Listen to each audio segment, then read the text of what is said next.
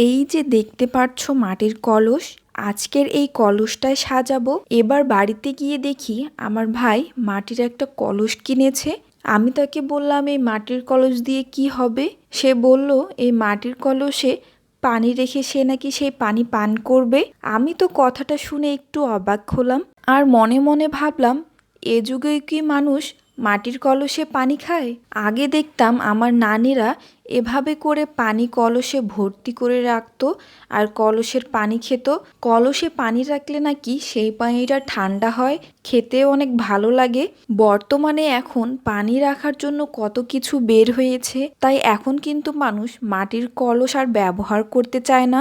যাই হোক, তোমাদের কাছে এই মাটির কলসের ডিজাইনটা কেমন লাগলো সেটা বলবে আর কমেন্ট করে জানাবে যে তোমাদের কার কার বাসায় এখনও মাটির কলস আছে।